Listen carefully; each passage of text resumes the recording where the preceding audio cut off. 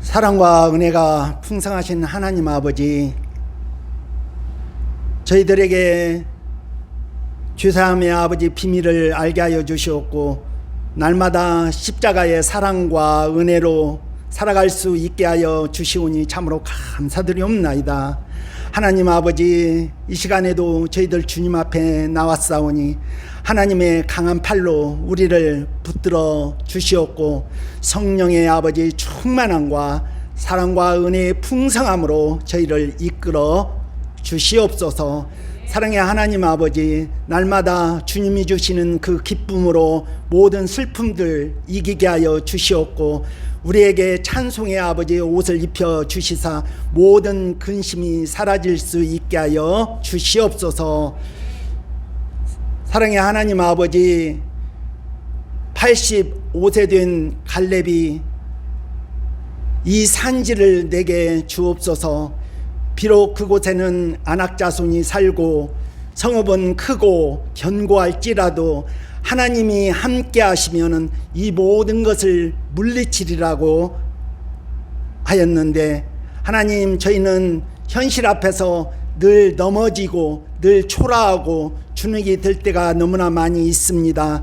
하나님 아버지, 이 갈렙과 같이 현실을 바라보지 않고 하나님이 이루어 주시는 그 일만을 바라볼 수 있는 그 믿음을 저희에게 허락하여 주시옵소서. 일어나라 빛을 발하라, 이는 내 빛이 이르렀고 여호와의 영광이 내 위에 임하였습니다. 우리의 빛이 되신 주님, 저희들에게 찾아와 주셔서 우리 마음속에 있는 모든 그늘들을 다 물리쳐 주시옵고 우리 가정과 우리 교회도 하나님의 광명한 빛으로 이끌어 주시어서 하나님, 우리가 여러 가지 질병으로 또는 자녀 문제로 또는 경제적인 문제로 이 모든 것들 묶여 있는 것들이 다 풀어질 수 있게 하여 주시옵고 모든 갇혀 있는 것들이 하나님으로부터 노임을 받을 수 있게 하여 주시옵소서. 이 시간 말씀을 전하시는 목사님, 주여 강한 팔로 붙들어 주셨고 이끌어 주셔서 하나님 늘 영육간의 강건함을 더하여 주시옵고 늘 성령의 충만함으로 이끌어 주셔서 그 사명 잘 감당할 수 있게 하여 주시옵소서. 이 시간 말씀을 전하실 때 하나님 성령께서 함께하여 주시사 그 말씀이 살아있고 능력있고 우리의 심령 골속을 찔러 쪼개어 우리의 심령이 새로워지는 그런 놀라운 일이 이 시간에 이루어질 수 있게 하여 주시옵소서. 사랑의 하나님 아버지, 저희 성화교를 늘 지켜주시고 보호하여 주시사 이곳에 하나님의 사랑과 은혜가 늘 차고 넘치고 성령의 충만함이 넘치는 귀한 교회가 되게 하여 주시옵고 하나님이 늘 바라시고 원하시고 기뻐하시는 그 뜻을 저희들이 이루어 나갈 수 있도록 저희들에게 더욱더 강건함을 더하여 주시옵고 영성을 허락하여 주시옵소서. 사랑의 하나님 아버지, 이 인류를 바라볼 때 강대국들은 서슴없이 약소국들을 자국의 이익을 위해서 침략하고 있습니다. 하나님, 어서 속히 이 모든 전쟁을 멈춰지게 하여 주시옵고 온 누리의 사랑과 평화가 넘칠 수 있게 하여 주시옵소서. 이 모든 말씀 예수님의 이름으로 기도드리옵나이다. 오늘 따라서 해볼까요? 듣는 목자와 희년 공동체, 이런 제목으로 함께 은혜를 좀 나누겠습니다. 먼저 어제 교육부 청년부 연합수련회가 있었습니다. 재밌게 진행이 됐는지 모르겠어요. 하느라 재밌었어? 뭐가 좋았어? 찬양 예배? 탁구공 돌리는 거는 안 재밌었고 탁구공 돌리는 하나도 못 이겼어? 그랬구나. 어제 수고해 주신 여러분께 감사를 드립니다. 특히 권사님, 집사님들 오셔가지고 식사 준비해 주시고 또 일방적으로 정하지 않고 청년들에게 뭐가 좋아 물어보고 닭 10마리를 잡아서 닭볶음탕도 해주시고 계란말이도 해주시고 잡채도 해주시고 청년들이 먹고 싶은 거라고 그래서 해주시고 또 장로님, 안수집사님 또 설거지도 해주시고 여러 가지로 함께 동참해 주셔서 참 은혜가 되었습니다. 첫 번째 수련회를 마쳤는데 중간중간에 여러 수련회들이 있을 겁니다. 또 부서 수련회, 또 리더 수련회 여러 가지가 있을 텐데 그 모든 기간을 통해서 하나님을 더 많이 알아가는 그런 시간이 되면 좋겠습니다. 오늘 말씀은 기독교 신앙이라고 하는 것, 하나님의 나라라고 하는 것이 사적인 게 아니라는 얘기를 좀 하고 싶어요. 옛날에 어른들이 기독교 신앙에 들어오기 전에 자기 자녀가 잘 되라고 맑은 정화수 하나를 산골에서 길어와서 아니면 깊은 우물에서 길어 올린 다음에 비나이다 비나이다 산신령께 비나이다 하나님께 비나이다 하늘께 비나이다 이런 이야기를 한 거죠. 그리고 그 중에 하나가 하늘이었어요. 하늘님께 비나이다 비나이다 이렇게 한 거죠. 근데 기독교가 들어오면서 그 하늘이란 이름을 의도적으로 배척한 이유는 민간 신앙과 결별하기 위해서입니다. 예를 들면 이런 거죠. 오늘 새벽에도 그 얘기를 동일하게 말씀드렸는데 내가 토지 관리 공사로서 국가가 어떤 식으로 발전할지를 미리 정보를 알았어요. 그거를 다른 사람에게 알려주면 됩니까? 안 됩니까? 근데 전화를 해가지고 자기 자식에게 이야기해 주는 거죠. 여기가 몇 년 안에 개발이 될 거니 땅을 미리 사놓아라 라고 이야기를 합니다. 그러면 그 사람은 국가의 죄를 저지른 거고 또 많은 사람들이 차지해야 될 기회를 박탈하게 되는 거죠. 우리는 기독교 신앙을 자꾸 그렇게 생각할 때가 있어요. 나를 위한 신앙, 내가 하나님 앞에 이렇게 잘하면 하나님께서 나에게 이렇게 돌려주실 것이라고 생각을 하는 거죠. 성경에서 보면 아브라함이 되는 사건이 있습니다. 아브라함이라고 하는 사람을 하나님께서 아브라함으로 이름 바꿔주는데 원래 아브라함이라고 하는 것은 큰 아버지라는 뜻이에요. 족장이라는 뜻입니다. 자기 가족을 책임질 수 있는 사람이라는 뜻이에요, 사실은. 근데 하나님께서 큰 아버지가 되게 하셨을 때는 큰 아버지에서 아브라함이라고 할 때는 열국의 아버지가 되게 하겠다는 거예요. 열국의 아버지가 되겠다라고 하는 것은 전 세계를 책임지는 사람이 되게 하겠다는 겁니다. 사적인 영역에서 그치지 않고 공적인 영역으로 나아가서 세상 전체를 위해 기도하고 그들을 위해 중보하고 그들에게 하나님 말씀을 전하는 사람으로 바꾸어지는 변화가 일어나는 거죠.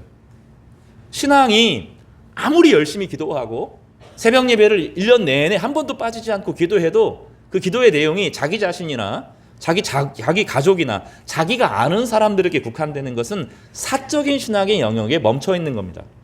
신학은 사적인 신앙의 영역이 아니라 공적인 거죠. 왜냐하면 하나님을 내 편으로 만드는 것이 아니라 내가 하나님 편이 되는 것이 신앙의 방향입니다. 하나님이 어떠한 분인지를 알아가고 하나님의 뜻이 무엇인가를 순종함으로 하나님의 영광과 하나님의 진리가 온 세상에 나타나도록 하는 거예요.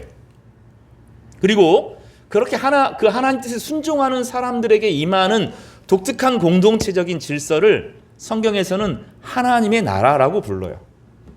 하나님의 나라는 이 세상과는 전혀 다른 나라인 거죠. 다른 질서로 움직여집니다. 뭐냐면 타인을 사랑하고 타인을 수용하고 타인에게도 하나님의 은혜를 공평하게 흘려보내는 그런 나라가 되는 거죠. 그래서 그 공동체에 들어오는 사람은 차별받지 않을 수 있고 그 공동체에 들어오는 사람은 하나님의 위로를 경험할 수 있고 과거가 어떠하든지 간에 다시 시작할 수 있는 기회를 주는 세상에 없는 새로운 공동체가 만들어지는 겁니다. 그러려고 하면 이기성을 벗어야 되죠. 여러분, 우크라이나의 종교가 뭘까요? 러시아 정교입니다. 그리고 우크라이나 사람 대부분은 세르비아 민족이에요. 러시아의 종교는 뭘까요? 러시아 정교입니다. 똑같은 러시아 종교입니다. 그들은 민족이 뭘까요? 세르비아 사람입니다. 그러니까 같은 민족, 같은 종교를 가진 사람이 하나님께 똑같이 기도하죠. 하나님, 우리가 이기게 해주십시오 라고 기도하는 겁니다. 하나님이 원하시는 것은 누가 이기는 게 아니죠. 전쟁을 그치고 젊은이들이 그 전쟁에서 해방되는 거죠. 자신의 인생을 건강하게 살아가는 것이 하나님의 뜻입니다. 사람들은 끊임없이 열심히 기도함으로 하나님을 내 편으로 만들려고 하는 거죠. 그러니 우리 뜻이 안 돼요. 우리에게 대한 하나님의 계획이 이루어지지 않는 거예요. 하나님은 우리를 통하여서 세상에 평화를 가져오기를 원하고 세상에 공의를 가져오기를 원하고 세상에 약한 자들이 자유를 얻기를 원하는 거죠. 그래서 예수님께서 이 땅에 오셨을 때 첫 번째 하신 말씀이 성령이 내게 임하셔서 가난한 자, 억눌린 자, 눌린 자, 이 사람들에게 자유와 해방을 가져오는 하나님의 기쁨의 해방을 가져오도록 하나님께서 나를 보내셨다고 하셨어요. 그러니까 그리스도인이 그 하나님을 알아야 됩니다. 나에게 나의 소원을 들어주는 소원을 말해봐 뭐 이런 그런 신앙이 아니라 하나님이 어떤 분인지를 깊이 알아가고 내 인생 가운데 하나님의 선하심이 드러나도록 하셔서 내 주변에 평화가 임하도록 하는 것이 하나님의 뜻인 거죠. 그럴 때 우리는 하나님의 나라를 실제로 그 사람들 가운데서 경험하게 됩니다. 나를 받아주는 사람들, 나를 용서해 주는 사람들, 그리고 예의 있게 조언하는 사람들, 그리고 미워서 말하는 게 아니라 정말로 사랑해서 격려해 주는 사람들, 그리고 용서할 수 있는 사람들, 그런 사람들을 만나게 되죠. 새로운 기회를 주는 사람들을 거기서 만나게 됩니다. 우리는 교회에서 그걸 기대하죠. 근데 교회가 조금만 변질되면 나의 하나님이라는 말을 잘못 써서 나만의 하나님으로 축소시키려고 하는 잘못된 경향이 있는 것입니다. 오늘 본문은 이제 그 주제를 다룹니다. 지금 느헤미야는 어렵게 페르시아에서 예루살렘까지 내려왔습니다. 그리고 사람들의 무너진 마음들을 이렇게 세웠습니다. 그 사람들이 느헤미야의 말에 감동받았고 자기를 이해해주고 울어주고 자기 옆에 있는 사람들을 그 사람을 처음 경험한 거죠. 와, 이 사람이 이렇게 우리의 고통에 동감해주고 이렇게 우리를 향해 아파해주는구나. 그리고 명확한 목표와 하나님의 함께하심과 임재를 경험하니 사람들의 마음이 뜨거워져서 우리가 성벽을 쌓자 하고 성벽을 쌓기 시작하면서 성벽이 쌓는 것이 점점점 눈에 보이기 시작하고 있습니다. 그러나 아직 가시적인 효과가 보이지 않았고 언제 이 성벽 쌓는 것을 싫어하는 사람들이 쳐들어올지 모르는 그런 위험한 상황이 도래하였습니다. 그러면 마음을 모아서 온 마음을 다해서 성벽 쌓는 것에 집중을 해야 되는데 5장 1절에 보면 갑자기 다른 문제가 끼어듭니다. 1절을 읽어보겠습니다. 그때는 언제입니까? 성벽을 쌓고 있는데 적군이 언제든지 쳐들어올지 모르는 그때입니다. 백성들이 그들의 아내와 함께 크게 부르짖어 그들의 형제인 유다 사람들을 원망했다라고 말합니다. 이 원망은 그냥 싫은 게 아니라 너무 고통스러워서 우리가 잘 아는 그 표현 있죠. 으아! 너무 힘들다는 거죠. 으아! 힘들다. 이 얘기를 쏘아내기 시작합니다. 고통을 표현했습니다. 그리고 그 내용이 뭐냐면 우리가 가난해지고 어려워져서 먹을 게 없어져서 우리 포도원과 밭을 팔아서 저당 잡혔다는 거예요. 빚을 못 갚으면 뺏기는 거죠. 누구에게 저당 잡히냐면 부자인 유다 사람들에 의해서 저당 잡혔다는 거죠. 어떤 사람은 세금을 내야 되는데 세금 낼 돈이 없어서 저당 잡혔다는 거예요. 팔았다는 거죠. 어떤 사람은 자녀도 팔아 넘겼다는 거죠. 이런 일들이 일어나고 있다는 거예요. 이 본문이 왜 어렵냐면 지도자 입장에서 한번 생각을 해보세요. 지금 뭐 하고 있어요? 전쟁 중이에요. 워 시즌이에요. 그 워 시즌에서는 이 사람들이 자기에게 반발하는 것을 불평 이야기를 듣는 것이 좋아요, 싫어요. 더 중요한 전쟁이 있어요. 독재자들이 잘하는 게 뭐냐면 나라가 좀 어수선해지고 힘들고 자기가 지지율이 떨어질 것 같으면 전쟁을 일으켜서 사람들의 마음을 하나로 모으고 자기가 독재를 유지하는 거예요. 이해가 되시죠? 위기를 만드는 거죠. 지금 그런 상황이에요. 그러면 보통의 지도자들이라고 하면 입 닥쳐. 지금 중요한 일 하고 있어. 그러니까 너는 말하지 마.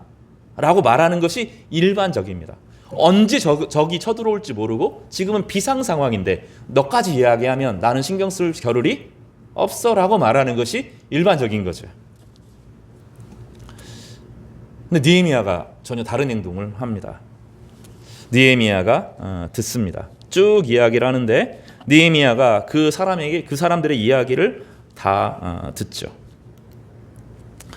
6절을 보면 내가 그들의 부르짖음과 이 말을 듣고 심히 분노했다.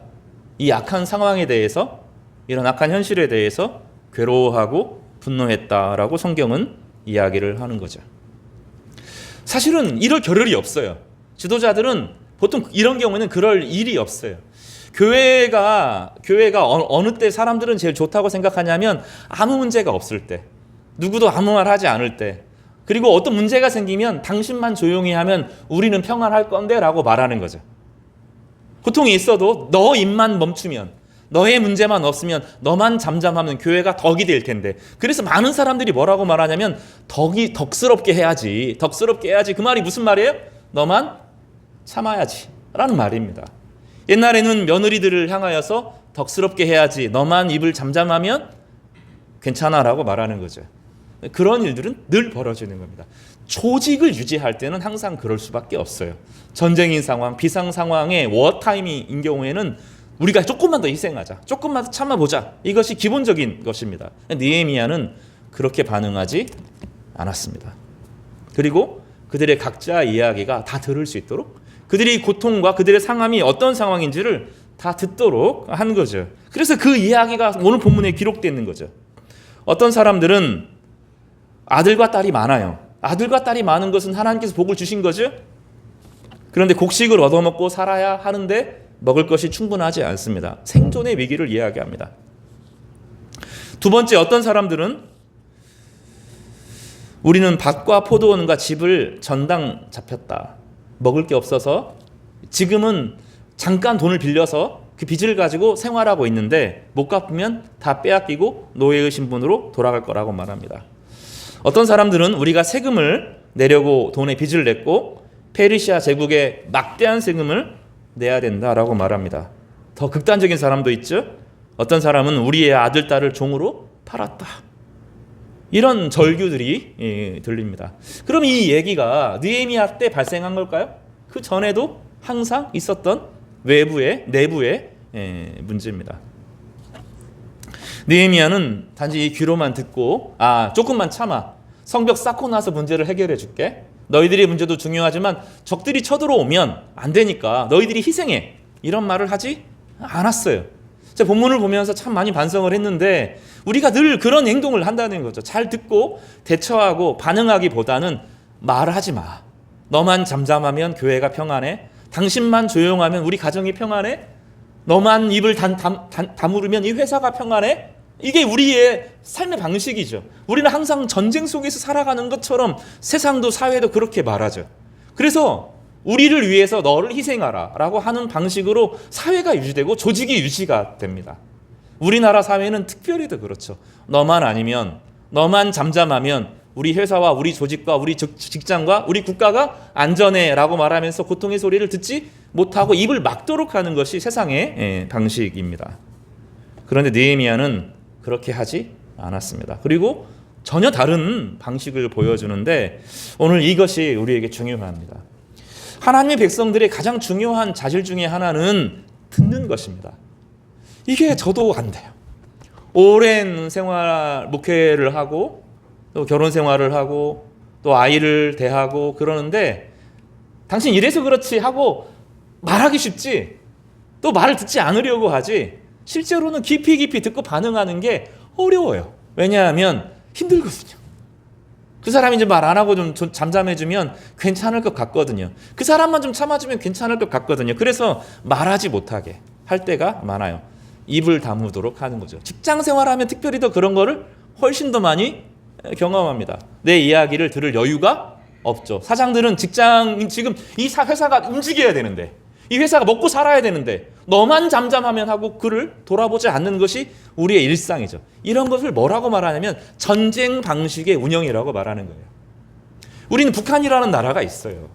경제적으로 언제든지 일본과 중국 사이에서 끼어 있고 지금 미국이 문제가 있어요. 그러니 우리는 늘 경쟁과 이 사이에서 살아가게 되는 거죠. 아까 우크라이나에 대한 이야기를 했지만 여러분, 우리나라에 3분, 4분 만에 한 명씩 자살해요. 이거는 우리가 전쟁이니까 너만 참으라 하는 것에 익숙하고 조직을 위해서 네가 희생하고 포기하라고 하는 것에 익숙한 사고 방식인 거예요. 하나님은 좀 다르게 반응하시죠. 느헤미야를 통해서 하나님 나라는 그런 게 아니라고 말합니다. 6절에 보면 내가 백성의 부르짖음과 이런 말을 듣고 크게 노하였다. 중요하게 여겼다는 거예요. 중요하게. 저는 솔직히 개인적으로 성경에서 가장 위대한 왕이라고 하는 지혜의 왕 솔로몬을 좋아하지 않아요. 그가 중간에 타락하고 변질되는 걸 보면 가슴이 너무 아프거든요. 근데 솔로몬이 왕이 되고 나서 그 성령 충만할 때, 하나님과 거리가 가까울 때 독특한 행동을 해요. 그 왕궁 안에, 그 예루살렘 안에, 그 아름다운 나라 안에 창녀들이 존재해요. 못 막아요. 솔로몬의 지혜를 가지고도 못 막아내요. 근데 창녀들 사이에서 아들을 가지고 분쟁이 일어납니다. 이 아들이 누구 아들이냐라는 분쟁이 일어나죠. 근데 솔로몬이 갈라서 나눠줘 이렇게 이야기하잖아요. 우리 여러분 그 얘기 들어보셨죠? 갈라서 나눠줘. 그러니까 어떻게 반응합니까? 친엄마는 이 아이 저 사람에게 주십시오 이렇게 말하죠. 근데 가짜 엄마는 그렇게 해주십시오 나누잖아요. 솔로몬이 지혜롭다. 근데 그게 본질이 아니에요. 본문은 왕이 가장 약한 그 예루살렘을 파괴하고 예루살렘 도덕과 문화를 파괴하는 버려질 사람이죠. 아무도 관심 갖지 않는 그 사람의 이야기를 들을 수 있었다는 거예요. 그 사람도 왕에게 하소연할 수 있었다는 거죠. 그 사람에게도 공의와 정의가 이루어지기를 바랬다는 거예요. 우리는 그 이야기를 통해서 하나님은 정말로 보잘것없는 사람들의 이야기까지 들으시고 그들에게 반응하시는 하나님이라는 것을 솔로몬의 통치를 통해서 배워요. 지도자들의 가장 중요한 능력은, 남편의 가장 중요한 능력은, 아빠의 가장 중요한 능력은 들어주는 겁니다. 들을 수 있어야 돼요. 그냥 시간만 보내는 게 아니라 진심으로 말로만 하는 것이 아니라 그 마음의 소리를 들을 수 있어야 하는 것입니다. 안 돼요. 잘. 우리는 늘 조직 속에서 살았거든요. 유교는 조직 사회예요. 통치 문화거든요. 이 통치 문화가 우리는 너무 익숙해요. 그래서 왕이 중요하고 지도자가 중요하고 국가가 중요하고 전체가 중요한 곳에서 부속품으로 사는 것이 너무나 익숙해요. 전쟁을 한번 겪고 나면 사람은 부속품이 됩니다. 우리가 죽으면 끝나니 너만 잠잠해 하는 것이죠. 그러니까 우리는 늘 비상 상황에서 살아가는 사람들이죠. 여러분 그런 거 있대요. 외국에 이제 비행기를 탄 지가 너무 오래돼가지고 비행기를 타면 딱 한국 사람이면 안다는 거예요. 이제 내릴 때가 되면 일사불란하게 따다닥 내릴 준비를 딱 하고 비행기 딱 도착하면 딱 일어나서 짐 딱 챙기고 미리 짐 다 챙기고 나서 바다다닥 나간다는 거죠. 이야 질서 있다. 우리는 그렇게 생각하는데 한편으로 보면 전쟁하는 사람들이구나. 이 사람들은 늘 비상 상황에 쫓겨 사는 사람들이구나. 우리는 늘 쫓겨 살아가는구나. 그래서 우리는 과도한 스트레스를 받고 상대방에게 과도하게 푸시하는 문화가 익숙한 거예요. 너무 빨리, 너무 정교하게 그렇게 안 하면 견딜 수 없는 세상을 만드는 거죠. 우리가 볼 때 다른 사람들은 게으르고 동남아 사람들, 스페인 사람들 저렇게 살아갖고 될까 이런 생각이 드는데 아니죠. 나름대로 여유가 있고 배려가 있고 사람이 들어올 수 있는 공간이 있는데 우리는 그 공간들을 다 내밀고 마는 거죠. 듣기보다는 원칙을, 듣기보다는 개인의 이야기보다는 전체의 이야기에 전체를 위해서 네가 희생하라고 하는 일에 우리는 너무나 익숙한 문화 속에 살아가는 것입니다. 그러나 느헤미야는 그것이 하나님의 나라가 아니라고 우리에게 가르쳐 줍니다. 그는 잘 들었습니다. 느헤미야는 단순히 귀로만 듣지 않았습니다. 그는 그들의 고통 속으로 들어갔고 분노했습니다. 의로운 분노였습니다. 형제가 형제를 착취하는 상황, 하나님의 백성이 서로를 짓밟는 현실 앞에서 느헤미야는 분노합니다. 그런데 듣는 것으로 그치면 안 돼요. 가장 쉬운 방법은 화를 내는 겁니다. 상황이 안 좋으면 지도자가 해야 될 일들을 너 왜 이거 안 했어? 라고 말하는 것이 제일 쉬운 방법이에요. 그런데 한 번 더 생각을 해보는 거죠. 왜 안 됐을까? 나는 충분히 이 이야기를 설명한 적이 있을까? 그리고 그 일들이 진행될 수 있도록 배려했을까? 그런 생각을 해보면 아니라는 걸 알아요. 그러니까 쉽게 화를 내는 사람은 준비를 안 하고 게으른 거죠. 충분히 살펴보지 않고 충분히 돕지 않고 충분히 현실을 보지 않은 거죠. 어느 날 선생님이 지나가는데 학교에서 쓰레기가 떨어져 있어요. 지저분한 것 같아요. 그럼 아이들을 불러가지고 와 이것도 안 했어 이렇게 하는 것은 게으른 거죠. 그 전에 가르쳐야 되죠. 어디 쓰레기통이 있고 언제 뭐 하고 그리고 가르칠 수 있는 사람을 길러내고 관계를 맺고 돕고 우리 환경을 위해서 이게 얼마나 중요한지 충분히 설득하고 이런 과정들을 겪어서 또 누가 이 일들을 정할지를 상하고 나면 버럭 화를 낼 필요가 없어요. 게으르니까 화를 내는 거예요. 우리가 많은 뇌를 화의 대부분은 게을러서 내는 거예요. 충분히 생각하지 않고, 충분히 고려하지 않고, 충분히 준비하지 않기 때문에 화를 내는 겁니다. 느헤미야는 그렇게 행동하지 않습니다. 그래서 7절에 보면 7절 앞에가 되게 중요해요. 우리 같이 7절을 읽어보겠습니다. 시작. 깊이 생각하고. 다시 깊이 생각하고. 한 번에 이거 틀렸으니까 저를 잡들이 해야 되겠다 이렇게 하지 않아요. 버럭 화를 내지 않습니다. 제가 지금 저희 설교를 하면서 제가 얼마나 찔리는지 몰라요. 버럭 안 되는 거죠. 게을러서 하는 거죠. 충분히 돌아봤는지 생각해 봐야 되는 거죠. 깊이 생각합니다.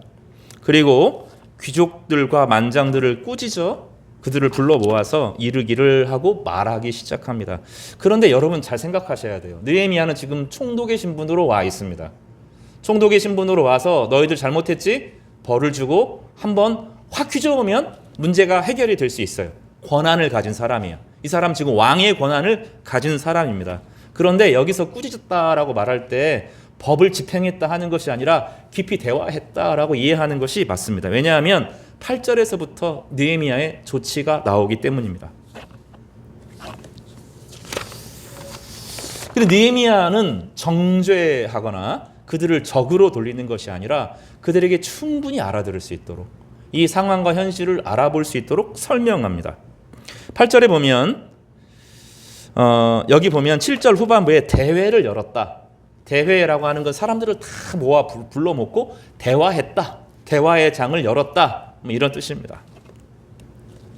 그들에게 이르기를 우리는 이방인들의 손에 팔린 우리 형제 유다 사람들을 우리의 힘을 다하여 도로 찾았거늘 너희는 너희 형제를 팔고자 하느냐 더구나 우리의 손에 팔리게 하겠느냐 하매 그들이 잠잠하여 말이 없기로. 우리라는 말을 계속 강조하는데 우리가 하나다라고 하는 이야기를 하면서 서로를 정죄하는 것이 아니라 그들을 정죄하는 것이 아니라 잘 가르치기 시작합니다. 그리고 이제 이야기를 하는데 이렇게 설명해요. 9절입니다. 내가 또 이르기를 너희의 소행이 좋지 못하다. 우리의 대적 이방 사람의 비방을 생각하고 우리 하나님을 경외하는 가운데 행할 것이 아니냐 하고 하나님의 백성임을 강조합니다. 여기서 중요하게 강조하는 것은 사장과 동일한데 우리가 수치를 당하지 말자고 말했잖아요. 그냥 아무것도 안 하고 죄 안 짓는 것이 하나님 백성의 삶이 아니라 적극적으로 사랑하고 섬기는 것이 하나님 백성의 삶이라고 말하는 것이 그리고 우리에게 각각의 소임이 있고 시간과 장소에 따라서 우리를 이 땅에 보내신 목적이 있다. 가만히 있으면 안 된다라는 얘기를 하는 것이 4장 이야기였다면 5장에서는 관점이 좀 달라요. 너희가 지금 바르지 않다? 우리의 대적 이방 사람을 생각하고 우리 하나님을 경외하는 가운데 행할 것이 아니냐 하고 하나님 앞에 그들을 세웁니다. 나와 내 형제와 종자들도 역시 돈과 양식을 백성에게 꾸어 주었거니와 우리가 그 이자 받기를 그치자라고 제안을 하죠. 여기서 이자라고 하는 단어가 나와요. 성경에서는 여러분 그 은행이라고 하는 제도는 비성경적인 제도입니다. 주식도 사실 엄격하게 말하면 성경에서 우리의 탐욕을 부추기는 되게 중요한 수단으로 봐요. 주식이라고 하는 문제를 제가 함부로 평가할 수는 없지만 성경에서 원하는 방식은 아닙니다. 성경을 지금 이 원리를 고스란히 다 받아들일 수는 없어요. 적용이 문제가 많은데 중세 때까지 이자가 법적으로 없었습니다. 장 칼뱅이라고 하는 사람, 장로교를 만든 사람이 이자를 허용해요. 이거는 실물 경제의 이자를 말합니다. 그 당시 고리대금이 너무 성해서 최소한의 법적인 제도를 만들어서 보호해야겠다는 선한 마음으로 은행을 만들어요. 그러나 그전에는 원래 이자를 받으면 안 되는 거죠. 이게 이제 되게 어려운 부분입니다. 쉽게 설명하기가 좀 어려운, 오늘 다 말할 수는 없는 부분이지만 이 이자 받는 것은 구약 시대에서는 상상할 수 없었어요. 이자를 받으면 안 되는 구조예요. 이게 구약 성경에서 형제들에게 이자를 받으면 안 된다라고 하는 것이 하나님의 되게 중요한 원리입니다. 그리고 특별히 고리대금은 안 돼요. 지금도 우리나라의 서민들을 향한 이자 비율이 너무 높아요. 지금 전 세계 사람들이 우리 은행의 통계를 대면서 서민에 대한 이자가 너무 높다 그 얘기를 합니다. 이자라고 하는 것이 사람을 죽이거든요. 이자가 쌓이고 쌓이고 쌓이면 그 한 번 빚을 내면 미래를 돈을 빌린다고 하는 것은 미래를 담보 잡히는 거죠. 그걸 극복할 수 있는 힘이 생기면 괜찮은데 그렇지 않으면 미래로 나아갈 수 있는 힘이 끊어지게 됩니다. 이 돈을 빌리고 돈에 대한 이자가 붙는 것은 그렇게 위험하죠. 그래서 성경에서는 이 바울도 그렇게 말해요. 사랑으로 받고 사랑으로 주는 것은 괜찮은데 가능하면 빚내지 마라. 이렇게까지 이야기를 하죠. 10절에서 이렇게 말합니다. 나와 내 형제와 종자들도 역시 돈과 양식을 백성에게 꾸어 주었지만 우리가 이자 받기를 이제 하지 말자. 왜냐하면 그 이자 받지 않아도 하나님께서 너희를 부자로 만들어 준 거잖아. 하나님께서 이자 받지 않아도 너희들을 예루살렘까지 이끌어내셨고 너희의 삶의 행동과 책임을 지켜주셨잖아. 너희들로 하여금 삶을 살아갈 수 있도록 기회와 능력과 은혜를 주셨잖아. 그리고 나도 하나님이 너희를 위해서 보냄을 받아서 너희들을 위하고 있잖아. 그렇다고 하면 너희가 너희 스스로를 지킬 필요가 없지 않아. 이렇게 말할 수 있는 거죠. 느헤미야의 논리는 거기에서 나와요. 우리를 지키신 하나님이 있다는 거예요. 어렵고 불안하고 두려운 것처럼 보이지만 세상은 너무 공격적이어서 전쟁으로 우리가 방어를 해야 되는 것처럼 보이지만 하나님의 손 안에 우리가 있다는 것을 인정하면 너희가 형제들에게 그 고리대금 받지 않아도 이자 받지 않아도 살 수 있잖아. 그러니 이자 받지 않았으면 좋겠다 하고 제안합니다. 11절에는 첫 번째 제안이 뭐예요? 이자를 받지 말자. 이게 첫 번째 제안입니다. 두 번째 11절에서 보면 그런즉 그들에게 우리 11절을 같이 읽어볼게요. 11절이 되게 어려워요. 시작. 그런즉 너희는 그들에게 오늘이라도 그들의 밭과 포도원과 감람원과 집이며 너희가 꾸어준 돈이나 양식이나 새 포도주나 기름의 100분의 1을 돌려보내라 하였으니 이 본문은 두 부분으로 나눠져 있는데 저당 잡힌 거 그 빚 못 갚으면 너희가 차지하려고 하는데 그거 너무 탐욕스러운 거지. 근데 그렇게 안 하고도 너희를 살았잖아. 가난한 사람들은 더 가난해지고 부자들은 더 부자가 되는 것이 페르시아의 방식이지만 하나님의 방식은 그거 아니잖아.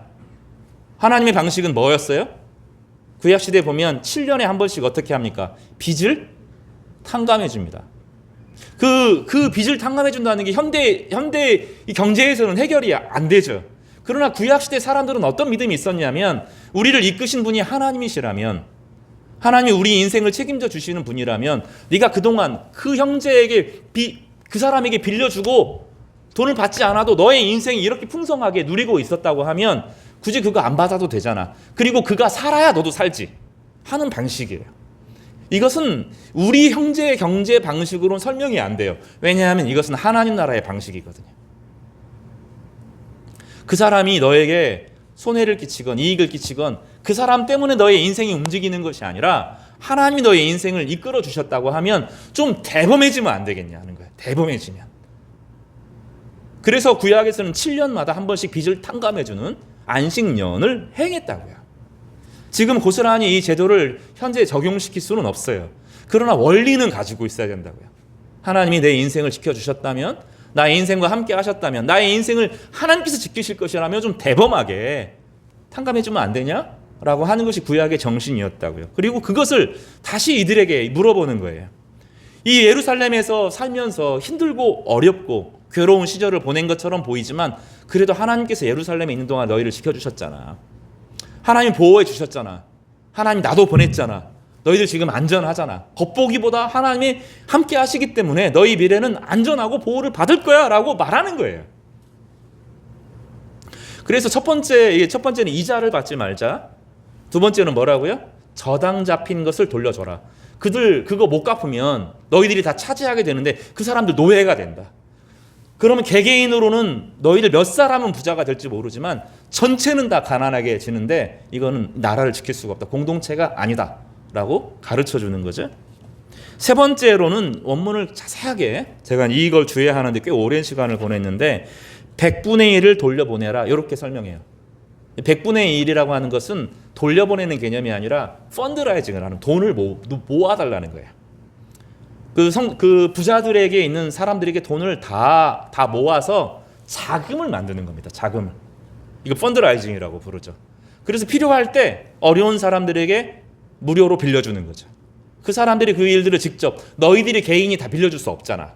그러니까 우리가 돈을 모아서 100분의 1, 적은 비용 같이 많지만 이게 모아지면 엄청나게 많은 거죠. 위기의 사람들에게는 결정적으로 도움이 된다고요. 100분의 1을 모아라. 100분의 1을 모아서 준비해서 가난한 사람들이 필요할 때 살아갈 수 있도록 해줘라 라고 말하는 거죠. 이런 제도를 운영하는 교회들이 있어요. 필요한 만큼의 돈을 좀 모아서 성도들에게 필요한 만큼 빌려줍니다. 무이자로 빌려주고 그 한순간만 이기면 넘어가는 문제들이 있거든요. 그러면 그거 교회가 감당할 수 있습니까? 이렇게 말하지만 생각보다 잘 운영된다는 거예요. 이 사람이 이 수업료만 내면 이 문제가 좀 해결되는데 이 돈만 좀 갚아내면 한숨 돌리고 살아갈 수 있는데 손해가 안 난다는 거예요. 이 100분의 1이라고 하는 비용이 결코 적지가 않다는 거죠. 그래서 죽어가는 사람들에게 한숨 돌릴 수 있도록 도와주는 최소한의 여유를 우리가 가지면 좋지 않겠느냐. 진짜 국가의 기능을 하는 거죠. 이게 느헤미야의 이야기였습니다. 어떻게 생각하셔요? 보면은 여러 가지로 논란이 될 부분이 있고 현대에 바로 적용할 수는 없고 또 국가가 많은 것을 대체하고 있기 때문에 이것을 우리에게 고스란히 적용할 수는 없지만 이 정신이 중요한 거죠. 하나님이 우리와 함께 하시고 우리 미래를 책임져 주실 것이다. 하나님 우리와 함께 하실 것이다. 우리 공동체 가운데 임하실 것이다 라고 하는 믿음 가운데 서로가 서로를 소중히 존귀하게 귀하게 여기면 그 공동체에 하나님이 함께 하신다. 이게 우리가 지난주에 배웠던 거잖아요. 하나님이 우리의 수치를 짊어지시는 분이시고 우리와 함께 하셔서 우리가 서로를 귀하게 목숨처럼 사랑하면 책임지려고 애쓰면 하나님이 우리 가운데 자정하신다. 이게 느헤미야의 신앙 고백이었고 그 고백을 그 공동체와 함께 나누는 것입니다. 12절에 이렇게 안 해도 돼요, 여러분. 이 사람 왕권을 가지고 있다고요. 다 잡아내고 안 하면 죽여? 이러면 다 들을 수밖에 없다고요. 느헤미야가 그렇게 하지 않고 조언을 요청하고 구하고 형제를 발휘하고 하나님의 말씀 앞에 그들을 세웁니다. 12절에 이들의 마음이 녹아내려요. 그들이 말하기를 우리가 당신의 말씀대로 행하여 돌려보내고 뭘 돌려보냅니까? 저당 잡힌 것을 돌려보내고 그들에게서 아무것도 요구하지 아니하고 이건 뭐죠? 이자를 받지 아니하고 이렇게 결심하죠. 내가 제사장들을 불러 그들에게 그 말대로 행하겠다 하고 맹세하게 합니다. 법적인 조치를 하게 하는 게 아니라 신앙의 고백에 맡기는 거죠.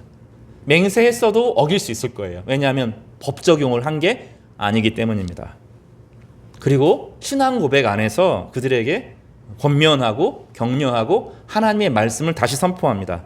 내가 옷자락을 털며 이르기를 이 말대로 행하지 아니하는 자는 모두 하나님이 또한 그와 같이 그 집과 산업에서 털어버리실지니 무슨 얘기냐면 하나님 도움 없이 네 힘으로 살아보려고 하면 하나님도 너를 책임지지 않을 거야 라고 선언하는 거죠.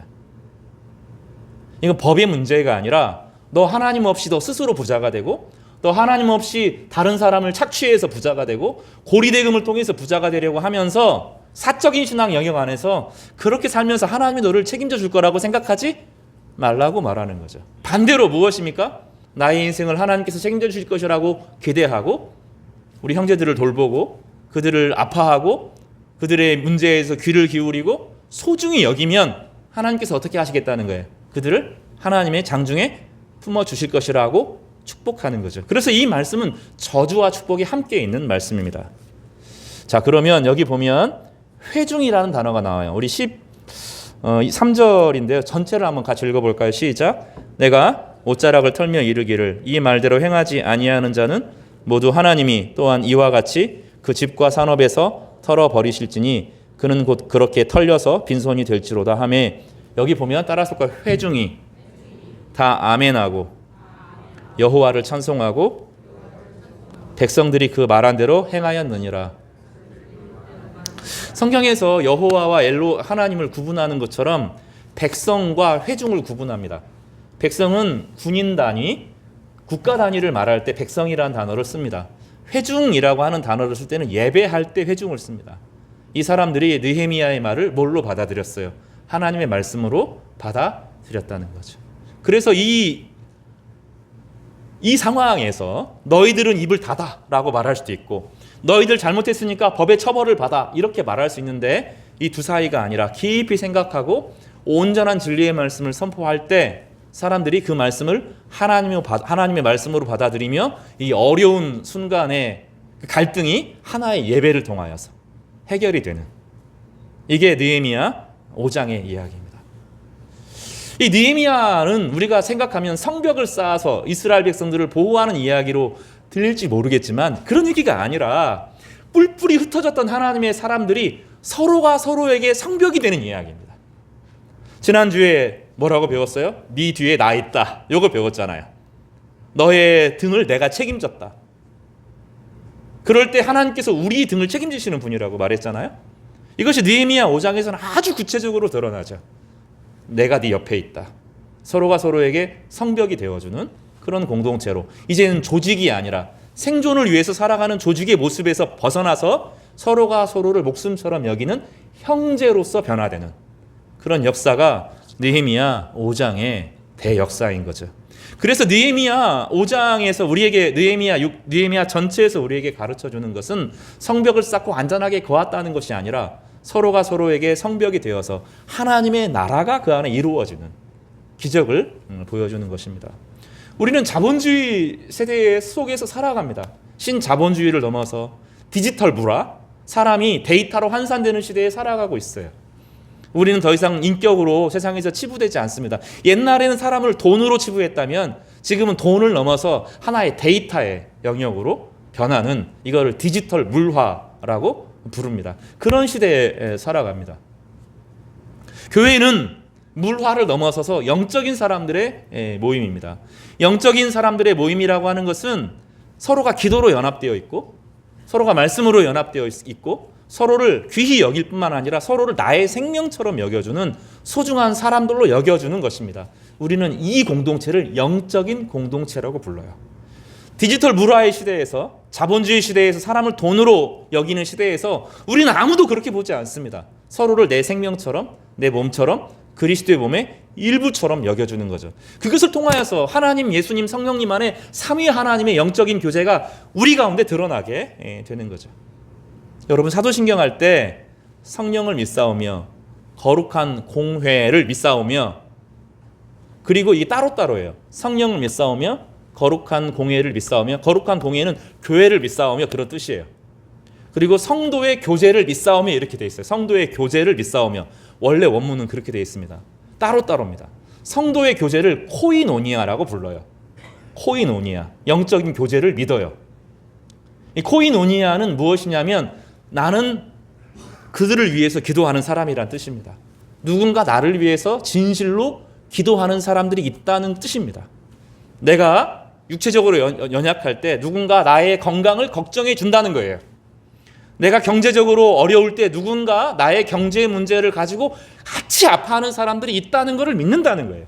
성도의 교제라는 것은 막연하게 친하고 밥 먹고 그런 수준이 아니에요. 그건 기본이죠. 밥 먹고 탁구 치고 웃어주고 차 마시고 기본이죠. 성도의 교제는 훨씬 더 깊은 거죠. 초대교회가 이 땅에서 자리를 잡고 회복될 수 있었던 것은 로마 사람들이 혀를 내둘렀기 때문에 그래요. 저 사람들은 뭐길래 남을 자기처럼 여기지? 저 사람들은 뭐길래 노예를 자기 노예로 여기지 않고 형제로 여기지? 저 사람들은 뭐길래 남자 여자의 서열 차이가 없이 같이 똑같은 존귀한 사람으로 여기지? 어떻게 저 사람들은 흑인과 백인이 함께 예배드리고 함께 식사하지? 이게 그들에게는 충격이었거든요. 교회는 그거를 뛰어넘는 거죠. 혈통과 신분과 풀을 뛰어넘어서 서로가 서로를 향하여 귀하게 여겨주는 것입니다. 그러나 이 안에 강제성은 있어요, 없어요? 없어요. 자발적으로 자기가 할 수 있는 믿음의 분량 안에서 성장하는 만큼만 하는 것입니다. 원칙을 가지고 왜 이렇게 안 해라고 하는 방식이 아니라 깨달아지는 만큼, 사랑이 내 안에 자라는 만큼, 강압이나 권위나 힘에 의한 것이 아니라 성령 안에서 스스로 자라는 공동체 안에서 이루어지는 성령의 교제인 것입니다. 이 문제가 해결되고 나서, 그리고 나서 이제 공동체가 세워지고 외부의 문제와 더불어서 내부의 문제가 해결되어지고 비로소 나중에 이제 성벽이 완성되었다, 이렇게 마무리가 됩니다. 오늘 느헤미야서의 이야기는 오늘 이야기가 중요한 분기점이 되는 것이죠. 사랑하는 성도 여러분, 이 원칙은 기억하시기를 바랍니다. 우리가 자본주의 시대, 디지털 물화의 시대에 살지만 우리는 영적인 사람들로 부름받았습니다. 서로의 생명을 생명으로 여기도록 부름받았습니다. 그 사람의 이야기에 귀를 경청하고 살아가도록 부름받았습니다. 그래도 됩니다. 전쟁의 상황에서 기업이 안 운영될 것 같고 국가가 망할 것 같고 가정이 어려워질 것 같지만 하나님께서 우리 마음을 열어주셔서 성령의 인도하심을 따라 귀하게 여기고 서로를 위하여 기도하고 섬길 때 하나님께서 우리 인생을 함께하여 주시고 하나님과 함께하는 믿음의 여정을 살게 하여 주시는 것입니다. 예수님께서 그렇게 말씀하셨어요. 들의 백합화를 보라. 솔로몬의 모든 옷보다 더 아름답다. 나는 새들을 보라. 길쌈도 않고 누가 먹이지도 않는데 잘 먹고 잘 산다. 이 얘기를 주님께서 하셨어요. 우리 인생이 늘 불안하고 두려우면 우리는 우리를 추스리게 되고 자꾸 자기 안으로 들어가고 무장하려고 합니다. 그러나 우리에게 살아계신 하나님이 계십니다. 그리고 그분은 우리와 언약하셨고 우리의 기도에 응답하시기로 작정하셨습니다. 그래서 우리를 향하여 뭐라고 말씀하셨어요? 우리의 과거와 현재와 미래 전체를 아신다. 이게 여호와란 뜻인데 과거, 현재, 미래를 끝까지 책임지고 우리의 기도에 응답하시는 여호와로 스스로 존재하는 자로 과거, 현재, 미래가 동일하게 우리를 사랑하시는 분으로 우리와 함께 하시는 것입니다. 우리 여호와 하나님을 신뢰하는 귀한 성도님 되시기를 간절히 바랍니다.